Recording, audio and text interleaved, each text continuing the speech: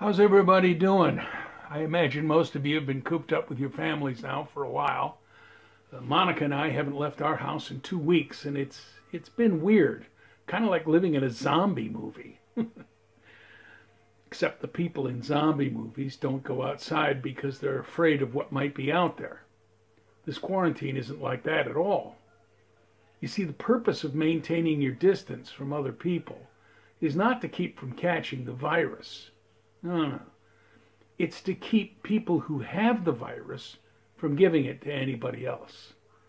Because, with this virus, you can have it for days, even weeks, and not feel sick at all. But other people can catch it from you. You're still contagious, even though you don't feel sick.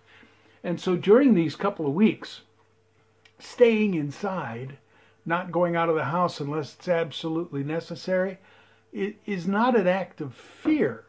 You're not doing it because you're trying to protect yourself. No. In a very real sense, it's an act of love.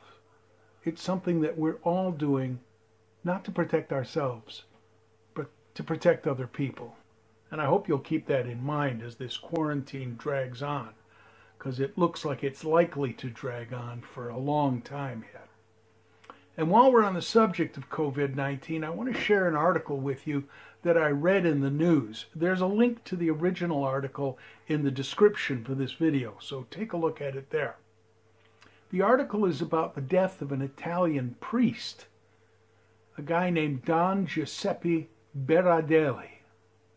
Now, Father Berardelli served in Cassino, which is a small village not far outside of Milan. He was 72 years old. He caught the coronavirus, and on March 15th, he died from it. A lot of people are dying in Italy, as you probably know. Reports are just now starting to filter out of the area, and this story is not getting a lot of attention on the internet, but I thought there's one aspect of it you might want to know. You see, Father Berardelli died after he gave away his respirator.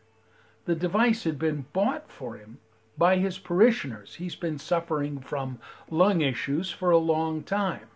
But when he got sick with the coronavirus, he insisted that it should go instead to a younger patient, somebody who was struggling to breathe. He didn't even know the guy. So in chapter 15 of the Gospel of John, it says this: "Greater love has no one than this, to lay down their life for one's friends." Father Berardelli did that. I hope and pray that none of us are ever asked to make that ultimate sacrifice. But in the weeks ahead, I hope that all of us will remember to make some small sacrifices. Look for ways to help the people in your family get through this together. I mean, being cooped up in the house is tough on everybody. Nobody likes it. So do the dishes. Take the garbage out. Do whatever needs to be done.